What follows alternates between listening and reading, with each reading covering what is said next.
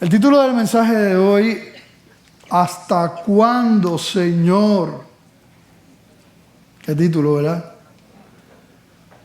Este pastor Joel con sus cosas, pues no soy yo, van a ver que no soy yo. ¿Hasta cuándo, Señor? El pastor Aaron Álvarez. Él escribió acerca de los argumentos que demuestran que la Biblia es la palabra de Dios, ¿verdad? Que es veraz.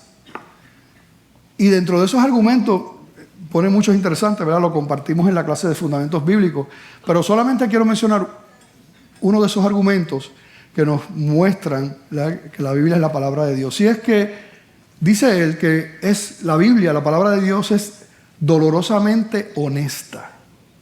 Dolorosamente honesta. La Biblia es única porque no esconde aquellos relatos de sus héroes, como son, con sus debilidades, con sus pecados, con sus fracasos. Nosotros vemos a Jacob, un engañador; Moisés, asesino; David, rey y líder espiritual, ¿verdad?, muy amado por Israel, pero un adúltero, un asesino. Pablo mismo dice que de los pecadores él es el mayor. Pedro, nosotros sabemos, ¿verdad?, cómo traicionó al Señor.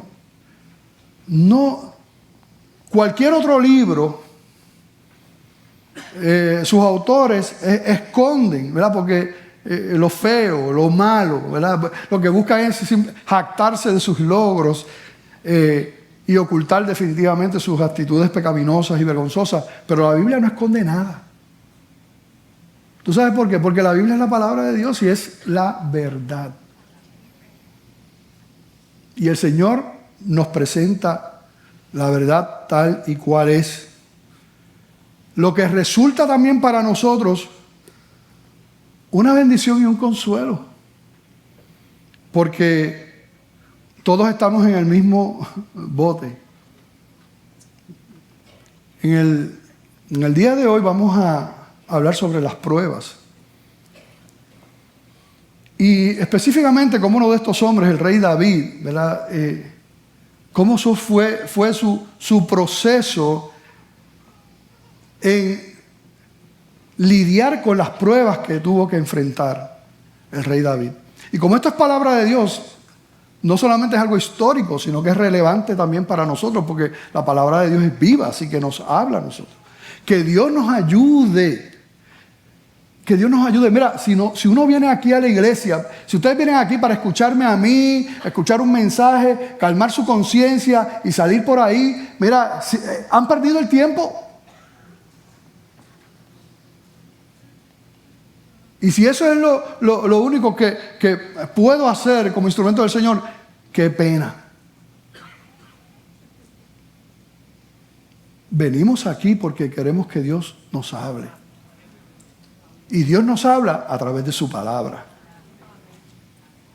Y que cuando Dios nos hable, con la ayuda de Él y de su Espíritu Santo, nosotros podamos decir: Señor, ayúdame a entender eso y a vivirlo y a darte gloria, Señor. Así que ese es el propósito. Vamos a estar en pie y vamos a leer el Salmo 13, 6 versículos. 6 versículos. Y si les pareció fuerte el título, vamos a ver las palabras del rey David. Salmo 13:1. ¿Hasta cuándo, Jehová, me olvidarás para siempre? ¿Hasta cuándo esconderás tu rostro de mí? ¿Hasta cuándo pondré consejos en mi alma, con tristezas en mi corazón cada día? ¿Hasta cuándo será enaltecido mi enemigo sobre mí? Mira, respóndeme, oh Jehová Dios mío, alumbra mis ojos para que no duerma de muerte, para que no diga mi enemigo, lo vencí. Mis enemigos se alegrarían si yo resbalara, mas yo en tu misericordia he confiado. Mi corazón se alegrará en tu salvación. Cantaré a Jehová porque me ha hecho bien. ¡Wow! ¡Qué salmo! ¿No les parece? ¡Qué salmo del rey David! No nos dice las razones para que él levante este clamor y estos cuestionamientos a Dios, serios, ¿verdad? Pero sin duda lo que está lidiando aquí David es con las pruebas que todos tenemos que enfrentar. Y cuando digo todos, no solamente los creyentes, porque los inconversos también tienen muchas pruebas que enfrentar. Tristemente hablando, no con los mismos propósitos que la palabra nos presenta para los hijos de Dios. Pero vamos a hablar de eso. ¿Qué pasa aquí? ¿Qué pasa aquí? Y hay diferentes fuentes para las pruebas que nosotros como cristianos tenemos que enfrentar. Y quiero mencionarlas rapidito. Primero, hay pruebas que son buscadas. Hay pruebas que son las consecuencias de nuestras malas acciones, de nuestras malas decisiones. En otras palabras, hay pruebas que es la consecuencia de nuestro pecado, de nuestra desobediencia. Cuando la Biblia dice que la paga del pecado es muerte, es verdad que eso tiene que ver con la salvación, ¿verdad? Y la condición espiritual del hombre. Pero ese principio no solamente aplica a la salvación, la paga del pecado es muerte, aplica a todos los aspectos de nuestra vida como cristianos. Quiere decir que todo pecado en nuestra vida tiene unas consecuencias. Todo pecado. En Proverbios, allá vemos lo que Salomón, ¿verdad?, escribe en Proverbios 1:31 al 33. Mira lo que dice la palabra. Comerán pues del fruto de su propio camino y se hartarán de sus propios consejos. El descarrío de los simples los matará y la complacencia de los necios los destruirá.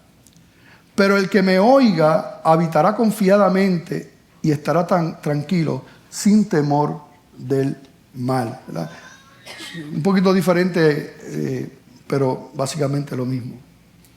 En Proverbios 6:27 dice: tomará el hombre fuego en su seno sin que sus vestidos ardan. Wow. Hay pruebas que son las consecuencias del pecado, que son las consecuencias de malas decisiones. Y hay gente que le echa la culpa de todo, o sea, como si la única fuente de las pruebas nuestras fuera el diablo. Y hay gente que le echa toda la culpa al diablo.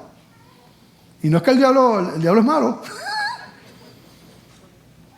pero no toda prueba es consecuencia del diablo.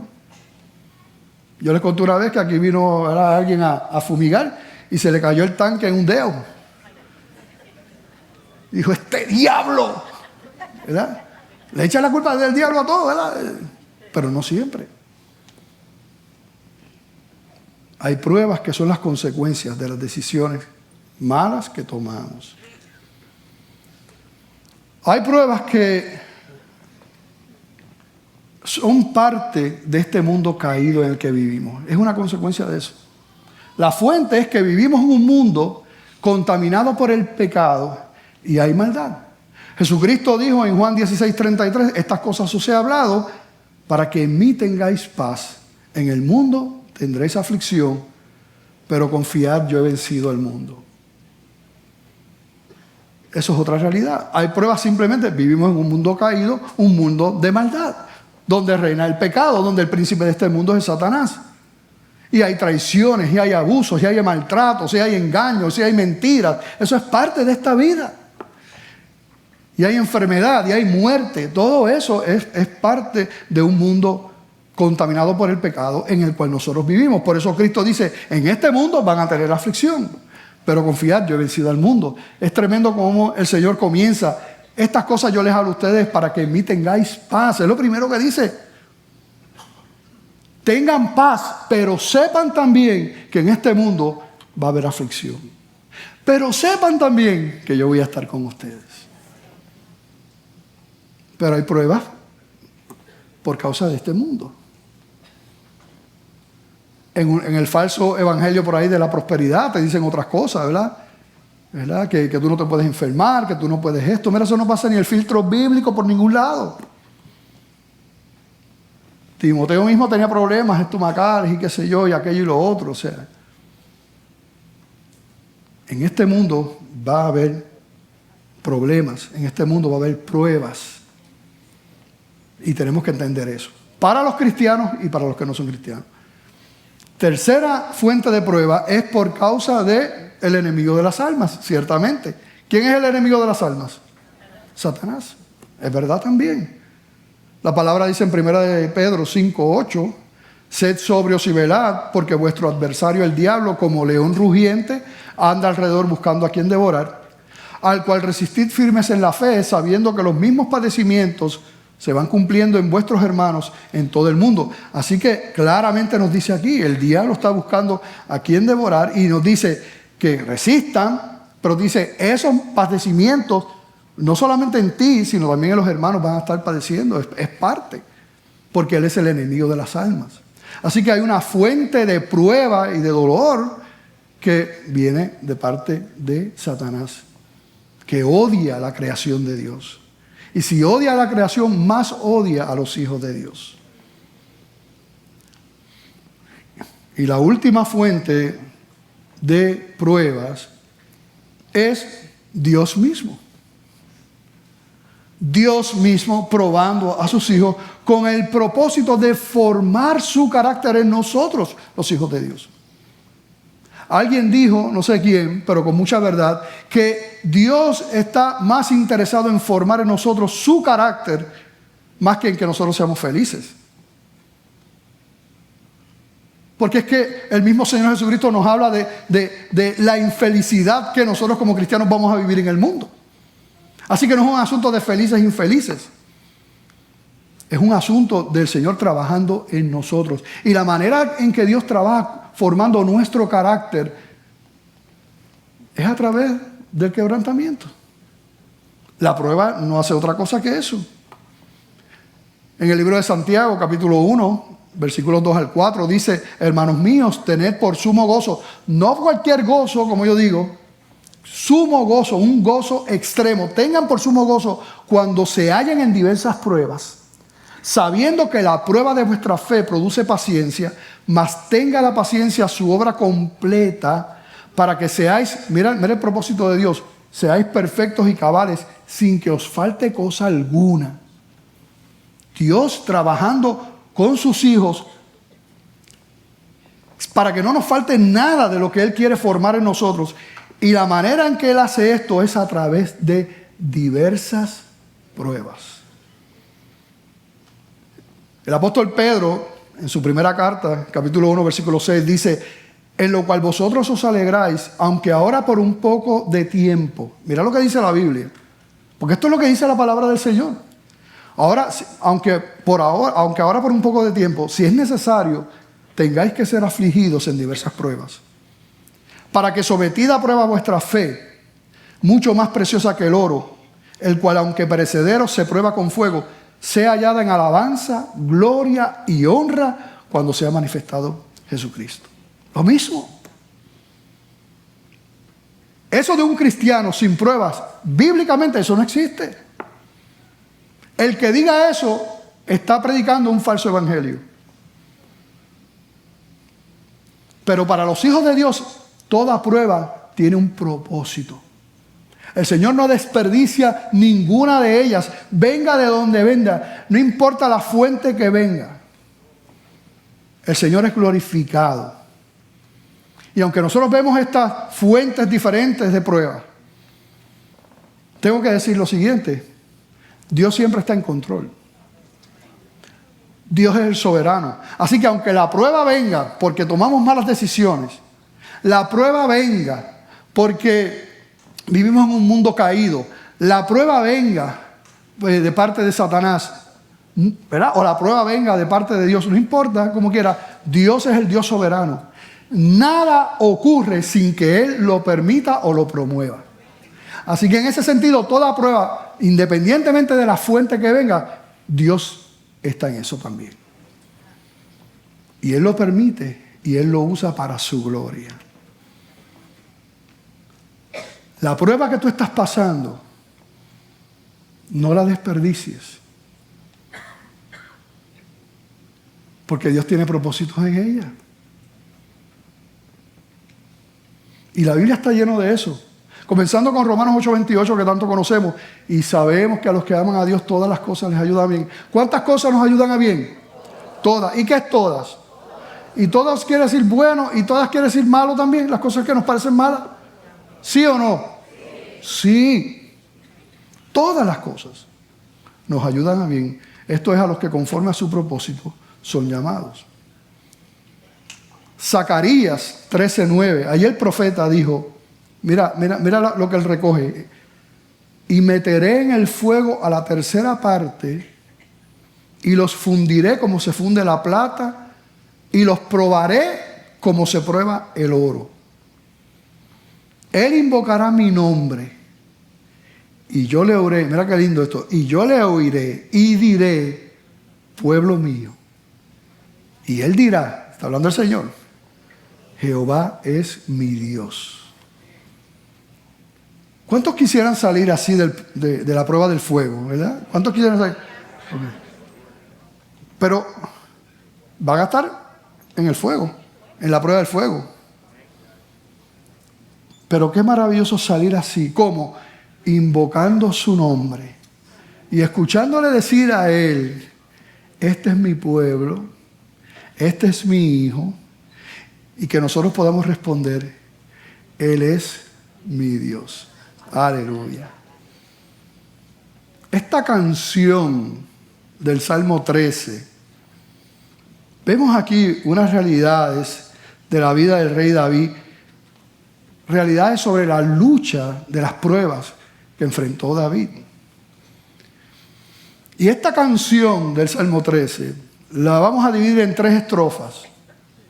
La primera estrofa son los primeros 2 versículos. Y ahí vamos a ver que el rey David está en el piso tirado, esbaratado. La segunda estrofa, el tercer y cuarto versículo, vamos a ver que él está de rodillas. Él está orando. Y la tercera y última estrofa, vamos a ver que él está de pie, con las manos levantadas, adorando al Rey de Gloria. Claro, yo le añadí mi visión ahí, ¿verdad? No lo dice la Biblia así. Pero está entonces él de pie. Primero estaba prostrado en el piso, esbaratado. Después arrodillado, postrado. Después de pie, levantando sus manos y adorando al Rey de Gloria. Así que vamos a ver eso, vamos a verlo así. En la primera parte de esta canción, esta primera estrofa, los primeros 2 versículos, como les dije, el salmista está ahí en el piso. Él piensa que Dios se ha olvidado de él, que Dios se ha escondido de él, que Dios no le importa lo que le está pasando, que Dios no está viendo lo que le están haciendo sus enemigos. Dios no está ni siquiera mirándolo. ¿Quién está diciendo eso? Un hombre conforme al corazón de Dios. Porque la Biblia no tiene nada que esconder. Y la Biblia nos muestra no solo la fragilidad del rey David, nos muestra la fragilidad de todos nosotros, porque todos nosotros estamos ahí en algún momento u otro. Y esta palabra, aunque fuerte y dura, hacia el mismo Señor nuestro, a mí me da esperanza. Porque si el rey David fue débil en este momento dado en su vida, pues cuando somos débiles no tenemos por qué quedarnos aplastados. Hay esperanza también, es lo que nos muestra aquí. En el transcurso de mi vida cristiana y como líder y pastor, ha venido gente y me han dicho esas mismas palabras. Los recuerdo, o sea, mira, Dios se ha olvidado de mí, así me han dicho. Pastor, Dios se ha olvidado de mí. Recuerdo una hermana, Dios se está escondiendo de mí, pastor.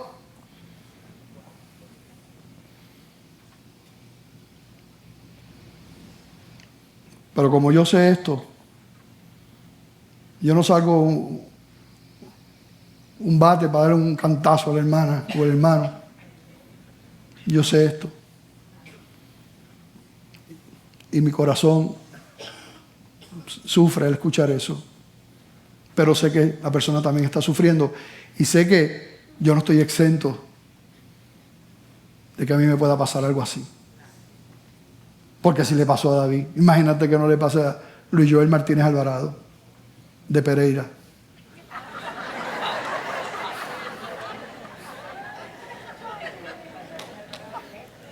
El Salmo 13:1 dice: ¿hasta cuándo, Jehová, me olvidarás para siempre? ¿Hasta cuándo esconderás tu rostro de mí? ¿Hasta cuándo pondré consejos en mi alma, con tristezas en mi corazón cada día? ¿Hasta cuándo será enaltecido mi enemigo sobre mí? 4 veces en 2 versículos repite esa frase: ¿hasta cuándo? Pero mira, cosas que vemos aquí interesantes, y hay tantas cosas que no vamos a hablar de ellas porque no nos da el tiempo. Pero aquí vemos que el rey David está usando el nombre propio, o sea, el nombre personal de Dios. Él lo está usando aquí. Ustedes saben que cómo estaba el pueblo de Dios y los judíos no querían, ¿verdad?, ni siquiera mencionar el nombre de Dios, y usaban el tetragramatón, ¿verdad? Tengo que decirlo poquito a poco porque se confunde uno. Que eran ese nombre solamente de consonantes, la Y, la H, la V y la H. Pero eventualmente se une otra palabra que es el Adonai, que implica el eterno, y entre estas palabras YHVH, ese nombre del Señor, y el Adonai, eso se mezcla, se va mezclando, y entonces de ahí es que empieza a evolucionar esa palabra a Yahvé, Yahvé, Yahweh, y eventualmente a Jehová. Y nosotros vemos al rey David utilizando ese nombre personal de Dios. De hecho, cuando uno ve la vida de David y la adoración de David que recogen en los Salmos, ustedes ven que aunque David estaba en el Antiguo Testamento, todavía no se había manifestado el nuevo pacto en Cristo Jesús, el Nuevo Testamento. Sin embargo, él vivía, o sea, tenía esa relación con Dios del nuevo pacto, de un Dios cercano. Y él le llamaba por su nombre. Y nosotros no podemos ser duros con David, ¿verdad? Porque nosotros no sabemos las situaciones que vamos a enfrentar, y como dice la palabra, todos somos frágiles y débiles. Todos nosotros necesitamos la gracia del Señor. Nosotros no somos suficientes. El único suficiente es Él. Él es el único suficiente. Cuando una persona ve a alguien en un dolor terrible y levanta su voz de acusación a un hermano en Cristo y juzga y esto y lo otro, ese no es el corazón de Dios. Eso es pecado, de hecho. Mira, cuando el apóstol Pablo oraba y pedía al Señor que quitara ese aguijón, porque él no quería tener ese aguijón, era una prueba. Mira la respuesta de Pablo ante lo que el Señor le dijo, ¿verdad? Que le bastara su gracia. Vamos a leer en 2 Corintios 12:9. Porque ¿qué estamos aprendiendo? ¿Qué es lo que nos está enseñando la palabra? ¿Cómo nosotros lidiamos con la prueba? ¿Cómo tú, cristiano, ¿verdad? Yo, cristiano, ¿cómo nosotros vamos a lidiar con la prueba? Porque vivimos un mundo duro. Duro.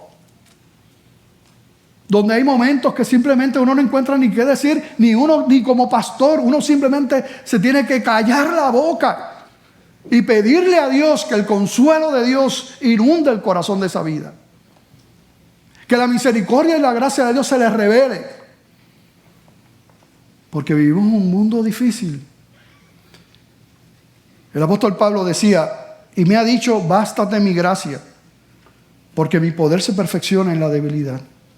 Por tanto, de buena gana me gloriaré más bien en mis debilidades, para que repose sobre mí el poder de Cristo. Mira estas palabras. Hay algo que él no quería en su vida. Sufría por eso. Le había pedido al Señor que lo quitara. Dios no lo quita. Y mira la respuesta de él. Que pueda aprender y gloriarse en sus debilidades, para que repose el poder de Dios sobre su vida. Versículo 10, por lo cual, por amor a Cristo, me gozo en las debilidades, en afrentas, en necesidades, en persecuciones, en angustia. Porque cuando soy débil, entonces soy fuerte. ¿Hacemos eso nosotros? ¿Esa es nuestra respuesta?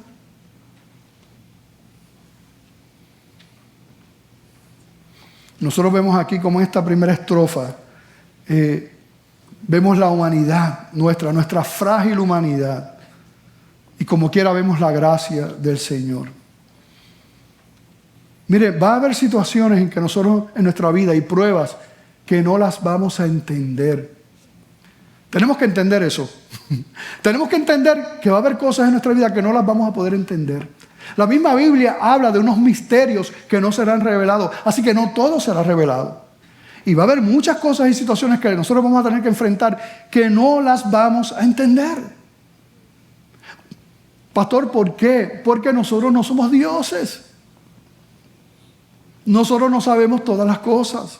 Nosotros no sabemos el mañana. Nosotros no podemos entender y conocer todos los propósitos que Dios tiene con cada prueba en nuestra vida. No solamente para nosotros, sino para los que nos rodean y para otros que ni siquiera conocemos, pero que Dios tiene propósitos a través de la prueba que nosotros estamos viviendo. No lo vamos a entender.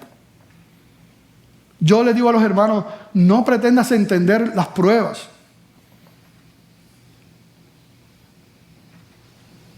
Yo le pido al Señor que tú puedas entender al Dios que tú le sirves. No las pruebas, pero sí al Dios que tú le sirves, al Dios que está contigo en medio de la prueba. Isaías 49, 14 y 15, el profeta decía, pero Sión dijo, me dejó Jehová y el Señor se olvidó de mí. ¿Se olvidará la mujer de lo que dio a luz para dejar de compadecerse del hijo de su vientre? Aunque olvide ella, yo nunca me olvidaré de ti. Es difícil que una madre se olvide de un hijo. No es imposible. Lamentablemente eso puede pasar y pasa. Pero lo que sí es imposible es que Dios se olvide de un hijo suyo. Nunca Dios se olvidará de ti si tú eres su hijo. Jamás.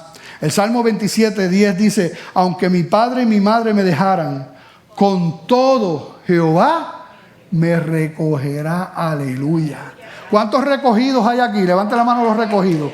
Mira para allá cómo está el recogido aquí. El recogido botado. No siempre vamos a entender la voluntad de Dios. Pero lo que necesitamos entender es quién es Dios. ¿Quién es el Dios al que servimos? En Isaías 55, 8 y 9, la palabra nos habla de esa diferencia entre Dios y nosotros. Isaías 55, 8 dice, porque mis pensamientos no son vuestros pensamientos, ni vuestros caminos, mis caminos, dijo Jehová. Como son más altos los cielos que la tierra, así son mis caminos más altos que vuestros caminos, y mis pensamientos más que vuestros pensamientos. Yo no sé por qué prueba tú estás pasando. Y quizás si me la cuentas, pues yo tampoco al igual que tú la entiendas. Pero yo sé que el Señor es bueno. Que Dios no desperdicia ninguna situación en la vida de sus hijos.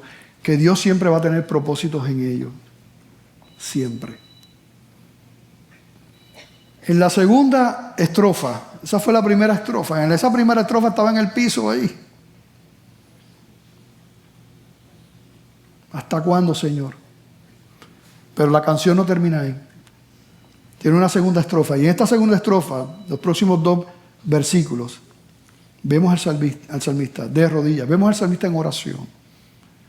El Salmo 13:3 dice: mira, respóndeme, oh Jehová, Dios mío, alumbra mis ojos para que no duerma de muerte, para que no diga mi enemigo, lo vencí.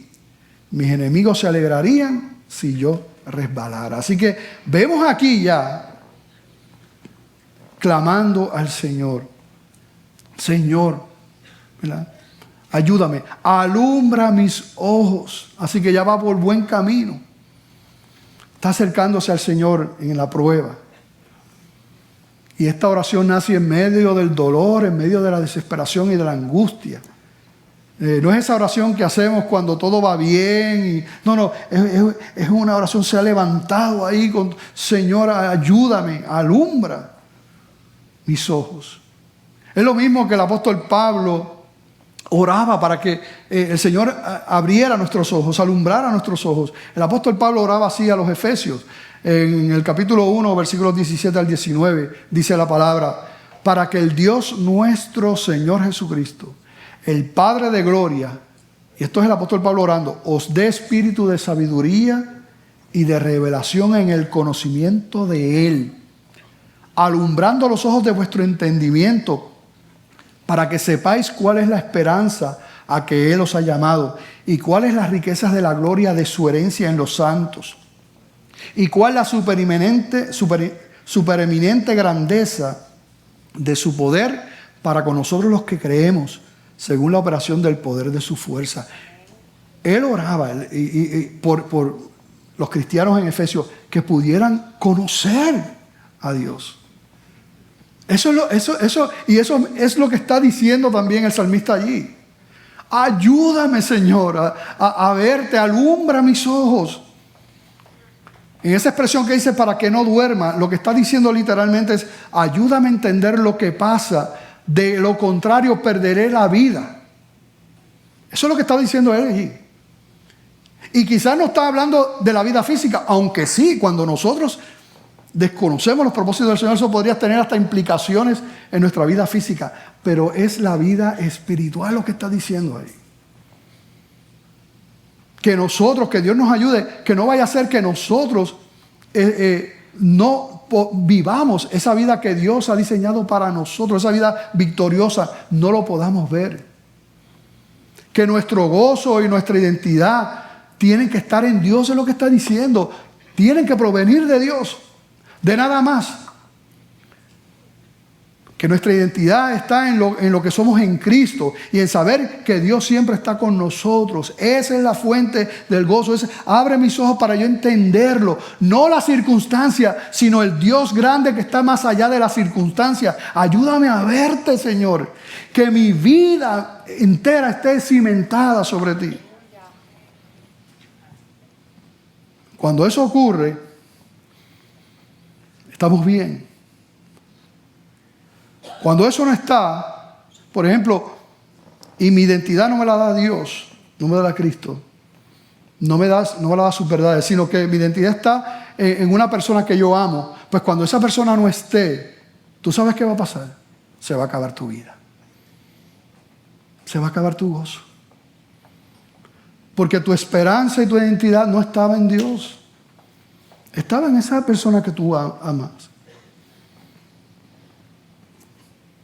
Si tu identidad, tu esperanza, tu gozo está en lo que tú haces en tu trabajo, pues entonces cuando no esté ese trabajo, cuando ese trabajo se acabe, ¿tú sabes qué va a pasar? Se va a acabar tu vida también.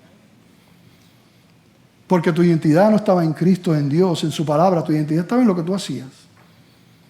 Cuando eso no esté, se va el gozo. Se va la vida que Dios tiene para ti. ¿Qué pasa cuando llegue el momento que ya tú no tengas la salud y las fuerzas que tú tenías? Porque eso va a pasar. Si tu esperanza está en la salud que tú tienes y las fuerzas que tú tienes, pues cuando eso se vaya, se acaba tu vida también. Yo todavía estoy lejos del ministerio de edad dorada.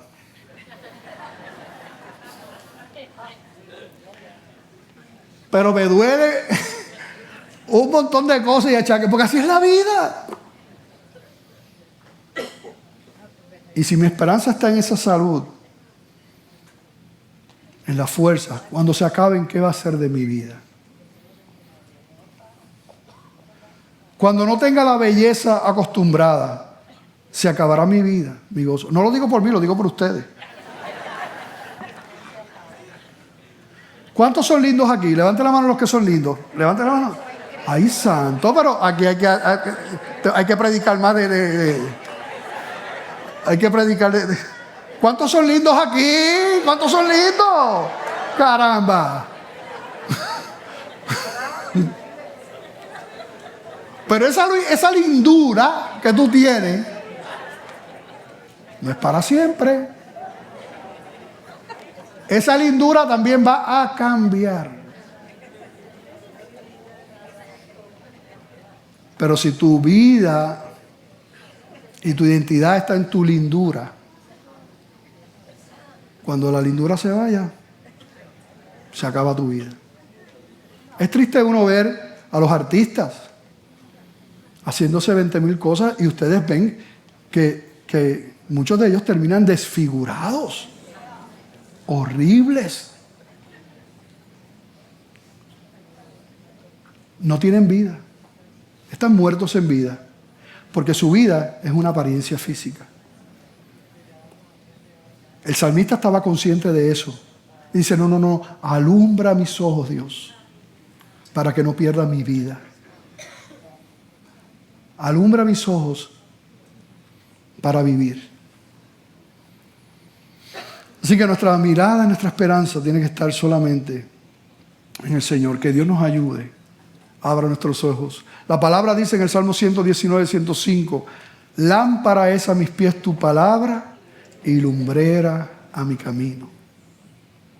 Romanos 12:2 dice, no os conforméis a este siglo, sino transformaos por medio de la renovación de vuestro entendimiento, para que comprobéis cuál sea la buena voluntad de Dios, agradable y perfecta. ¿Por qué leo esto? Porque la manera en que nosotros podemos, como dice ahí, renovar nuestro entendimiento, nuestra mente, es a través de la palabra de Dios.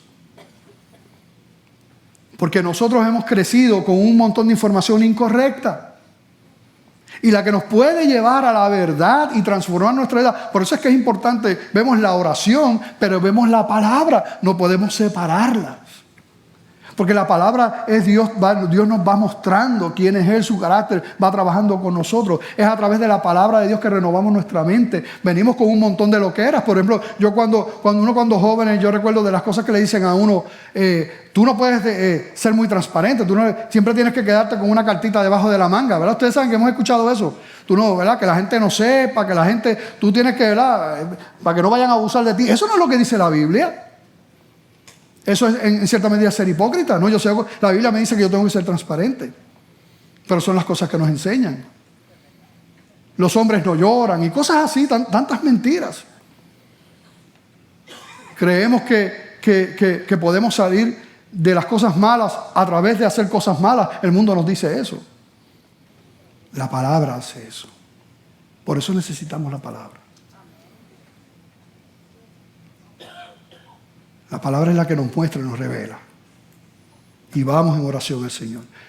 La última estrofa, tercera y última estrofa, los últimos 2 versículos, está de pie con las manos levantadas adorando al Rey de Gloria. Es una imagen que yo me pongo, ¿verdad? Realmente lo dice de esta manera, el versículo 5 y 6. Mas yo en tu misericordia he confiado, mi corazón se alegrará en tu salvación. Cantaré a Jehová, porque me ha hecho bien. ¡Qué lindo eso! De empezar, ¿hasta cuándo, Señor? ¿Hasta cuándo?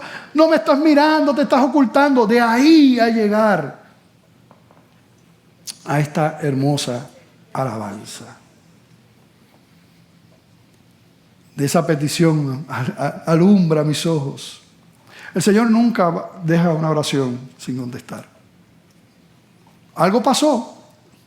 De la primera estrofa a la tercera, la intervención de Dios. Un hijo de Dios humillado. Señor. Porque Dios no nos deja solos. Dios no nos abandona. El Salmo 34:15 dice: los ojos de Jehová están sobre los justos y atentos sus oídos al clamor de ellos. Cuando yo diga eso y haga así, ustedes van a decir amén, ¿ok? Porque hay que decirlo. No hay que, ¿verdad que sí? Eso no se puede quedar así como que... Lo voy a leer otra vez, pero esperen a mi mano. Los ojos de Jehová están sobre los justos y atentos sus oídos al clamor de ellos. Amén. El Salmo 34:6. Este pobre clamó y le oyó Jehová y lo libró de todas sus angustias. Amén. Claman los justos y Jehová oye y los libra de todas sus angustias. Cercano está Jehová a los quebrantados de corazón y salva a los contritos de espíritu. Muchas son las aflicciones del justo, pero de todas ellas le librará Jehová. Amén. Salmo 66:16 en adelante. Venid, oíd todos los que teméis a Dios, y contaré lo que ha hecho a mi alma. A él clamé con mi boca, y fue exaltado con mi lengua. Si en mi corazón hubiese yo mirado a la iniquidad, el Señor no me habría escuchado. Mas ciertamente me escuchó Dios, atendió a la voz de mi súplica. Bendito sea Dios, que no echó de sí mi oración, ni de mí su misericordia. Amén. Aleluya. Gloria al Señor. ¡Qué hermoso! Qué hermoso uno ver los tratos del Señor, cómo Dios nos lleva, entiende nuestras debilidades. Y el Señor, pero no nos deja ahí. Aleluya. Él siempre está obrando. Aleluya. Qué tremendo ese versículo 5 dice: mas yo en tu misericordia he confiado. Porque ese mas yo, en otras versiones, es un pero. Pero en tu misericordia, aleluya, he confiado. Mi corazón se alegrará en tu salvación. Cantaré a Jehová porque me ha hecho bien. Aquí no nos dice las circunstancias que estaba viviendo el rey David. No son importantes. Lo que es importante son los principios. El principio de la prueba dura, pero el problema no estaba en las circunstancias, el problema estaba en el corazón. Y por la gracia del Señor caen esas escamas de los ojos y entonces puede ver a Dios. Puede ver a su Dios que está ahí contigo en medio de la prueba y del dolor y de la aflicción. Aleluya. Puede ver realmente cómo es Dios. Como oraba el apóstol Pablo, lo mismo, puede ver a Dios. Y ese es el mensaje que tenemos aquí. Que el Señor alumbre nuestros ojos, que nos ayude a ver a Él como Él es. Porque el problema no está en las circunstancias. El problema está en lo que nosotros creemos de nuestro Dios.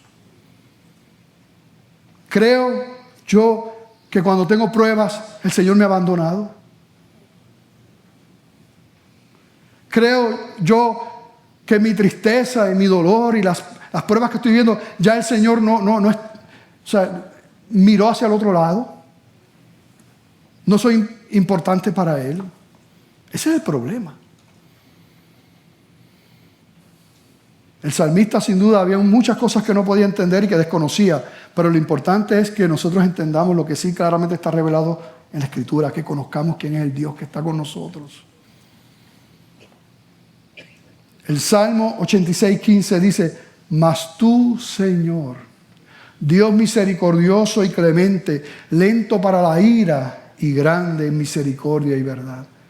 Romanos 8:31: ¿qué pues diremos a esto? Si Dios es por nosotros, ¿quién contra nosotros? El Salmo 41 dice: pacientemente esperé a Jehová y se inclinó a mí y oyó mi clamor y me hizo sacar del pozo de la desesperación, del lodo cenagoso. Puso mis pies sobre peña y enderezó mis pasos. Puso luego en mi boca cántico nuevo, alabanza a nuestro Dios. Verán esto muchos y temerán y confiarán en Jehová. Aleluya. Cada vida es diferente, cada cristiano es diferente. ¿Cuánto tiempo pasó de la primera estrofa a la segunda y de la segunda a la tercera? Cada vida es diferente. No podemos meter en la experiencia personal la experiencia de mi hermano.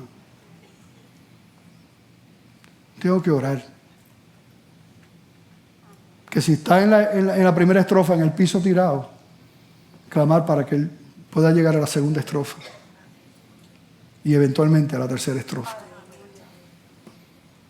Confío en su misericordia. Confió en su misericordia. Se gozó en su salvación. Dijo, has sido bueno, me has hecho bien. Y entonces cantó, aleluya. Qué hermoso eso. Pastor, pero eso era el salmista, pero eso es para todos nosotros, no hay diferencia ninguna. Esto es para los hijos de Dios. Tú no le has entregado tu vida a Cristo, tú no has rendido tu vida al Señor. Estas promesas no son para ti ahora, pero podrían serlo si tú te rindes a Él.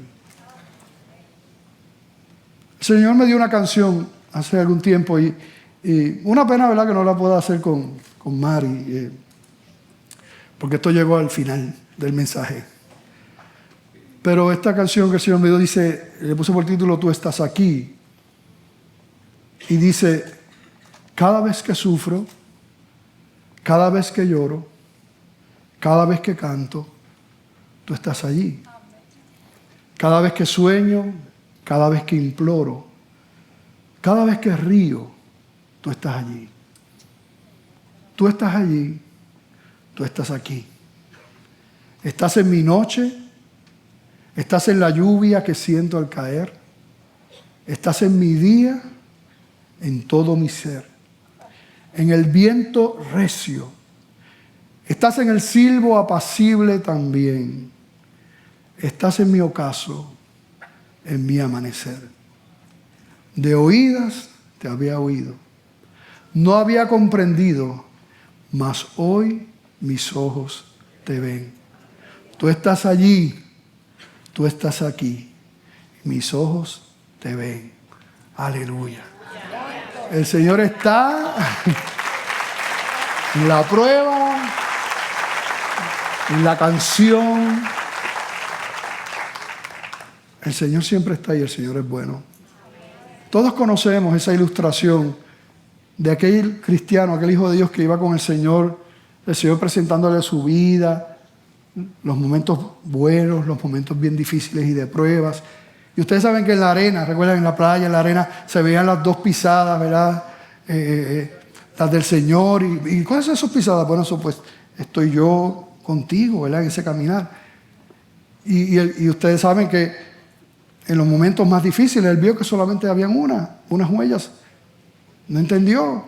Y dijo, pero Señor, tú me abandonaste en el momento más duro y más difícil, en los momentos de mis pruebas duras. ¿Y qué le dijo el Señor? No. Yo te llevaba. Yo te elevaba. Yo te cargaba. Esas son mis pisadas. Yo te llevaba. Yo te cargaba. Así es el Señor. Así es nuestro Dios. Eso es lo que dice la palabra de Dios. Que Dios nos ayude. Que alumbre nuestros ojos el Señor. Para poderle ver en la prueba. Y poder terminar en adoración. En medio de la prueba. No dice ahí que la prueba se fue. Lo que cambió fue al Dios que estaba mirando. Y entonces levantó sus manos. Mira, dos cosas mencionó ahí. Misericordia y salvación. Misericordia porque en ese proceso estoy seguro que el rey David dijo, Dios mío, ¿qué yo estoy haciendo? Si Dios ha sido bueno conmigo. Si no fuera por su gracia y su misericordia, yo estaría consumido. Todos somos pecadores. Lo que merecemos es la muerte. Lo que merecemos es el sufrimiento por la paga de nuestro pecado. Pero Dios no nos ha dado lo que nos merecíamos. Eso es misericordia.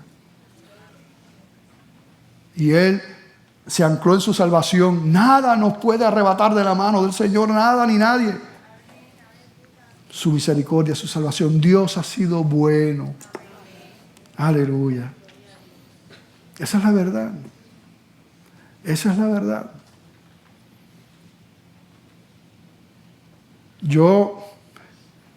Ustedes saben que sufrí tanto antes de conocer al Señor.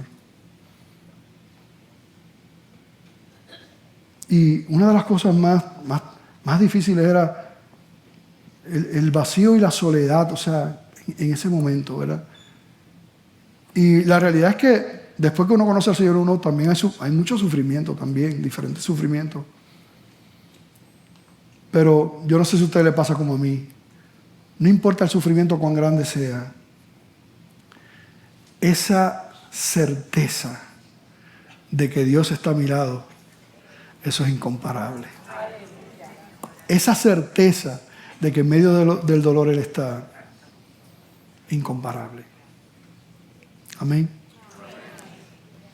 Yo quisiera preguntarse que hay alguien que no le ha entregado su vida al Señor. Esto es para ti. Yo no te estoy hablando de religión, ni de católica, bautista, pentecostal. No te estoy hablando de religión. Te hablo de una relación con Dios y una decisión personal. La Biblia dice que todos somos pecadores. Así que tú eres pecador, tú eres pecadora. La Biblia dice que la paga del pecado es la muerte. Si tú mueres en esa condición, la Biblia dice que lo que te espera es la condenación eterna, lejos de Dios. Pero Dios en su amor y su misericordia, en su gracia, ¿tú sabes qué Él hizo? Él se hizo como uno de nosotros para representarnos y pagar el precio de nuestro pecado en la cruz del Calvario. Pero como Él era Dios perfecto y es Dios, cuando estaba allí ofreciéndose en sacrificio con su sangre, pagó el precio, saldó la deuda de todo pecado. Venció el pecado y venció la muerte porque Él resucitó. Para que los que creen entonces reciban el perdón de sus pecados y la vida eterna. Pero eso no es universal. La salvación no es universal. En la Biblia tú ves cómo Cristo y los apóstoles hacían llamados y confrontaban a la gente. Jesucristo decía, si alguno quiere venir en pos de mí, niéguese a sí mismo, tome su cruz cada día y sígame. Nosotros pensamos que todos somos hijos de Dios. La Biblia dice en Juan 1:12 que son solo hijos de Dios los que le han recibido, los que han creído en su nombre, los que le han entregado su vida al Señor. Por eso es que nosotros hacemos llamados, porque está en la Biblia. Cuando Pedro y Juan predican, responden 3,000, después 5,000 sin contar a todo el mundo, y eso está en la Biblia. Una confesión pública. Cristo murió públicamente. Públicamente le tenemos que confesar. Esto es una obra del Espíritu Santo, yo lo sé. Pero si tú estás aquí y Dios está inquietando tu vida y tú sabes que tú eres pecador, tú sabes que tú eres pecadora y tú sabes que tú necesitas al Señor. Y por la gracia de Dios y de su Espíritu Santo, tú puedes entender que necesitas al Señor. Yo te pido que tú rindas tu vida al Señor. Yo le pido eso al Señor, que Él lo pueda hacer en tu vida. Y que tú lo muestres simplemente levantando tu mano para poder orar por ti. Si tú estás aquí y tú reconoces que eres pecador, pecadora, tú reconoces que no hay otro camino que no sea Cristo Jesús, y tú en este día dices, Señor, perdóname, ayúdame, rindo mi vida a ti, rindo mis pecados, te necesito. Habrá alguien que hoy toma esa decisión de entregar su vida a Cristo públicamente y lo hace levantando su mano. Dios te bendiga. Dios te bendiga. Dios los bendiga. Pueden bajar sus manos. El Señor les ama. Es para valientes estas decisiones, ¿saben? Y esa valentía viene de Jesús, viene del Señor. ¿Habrá alguien más, además de estos dos varones, que hoy dicen, Señor, aquí estoy, perdóname, te necesito? ¿Habrá alguien más que el Espíritu Santo le está hablando a su vida, a su mente, que sabe que es pecador, pecadora? No salgas de aquí sin tomar esa decisión. Queremos orar por ti. ¿Habrá alguien que ya conoce al Señor, es un hijo de Dios, una hija de Dios, pero se apartó y hoy quiere regresar a casa, reconciliar su vida con el Señor? Y te llamamos también para que regreses a casa. ¿Habrá alguien, algún cristiano, alguna cristiana, que se alejó de los caminos del Señor, pero el Espíritu Santo le llama a regresar a casa? Y lo hace públicamente, levantando su mano. ¿Habrá alguien más?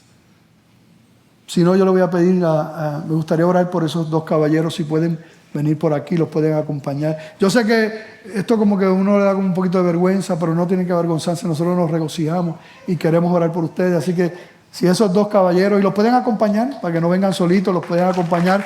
Nosotros damos un aplauso al Señor, ¿verdad? Pero si pueden venir. Dios les bendiga, ustedes son especiales para el Señor. Damos gracias a Dios por lo que Dios les ha mostrado a ustedes. Y si hay alguien más, levántense y vengan aquí, queremos orar por ti. No salgas de aquí si sabes que el Señor te está llamando. Extiendan sus manos hacia ellos para orar por ellos. Padre, te damos gracias, Señor, por estas vidas. La obra que tú estás haciendo en ellos en este día. Tú sabes, Señor. Gracias porque estos dos varones, Señor, han rendido sus vidas a ti, Señor. Reconocen que te necesitan. Te pido que les bendiga, Señor, y que prosperes esta decisión, Padre, para tu gloria y para tu honra. Gracias por ello, Señor. En el nombre de Jesús. Amén. Amén. Gloria a Dios. Ella también pasó. Tenemos otra vida también que ha pasado al frente. Padre, te damos gracias por este día. Y te damos gracias por tu palabra. Te doy gracias por mis hermanos, Señor. Ayúdanos, Señor, a obedecer tu palabra, a vivirla, Señor. Ayúdanos, Señor, a glorificarte en medio de las pruebas, Señor. Ayúdanos a verte en medio de ellas. Aunque sabemos que hay pruebas muy difíciles, Señor. Gracias por tu compasión y por entender nuestra debilidad también, Señor. En el nombre de Jesús. Amén, amén. Bueno, hermanos, pues que la paz del Señor sea con todos ustedes. Que Dios los bendiga. Vamos a dar un aplauso fuerte al Rey de Gloria. El Señor que es bueno. Que Dios los bendiga mucho.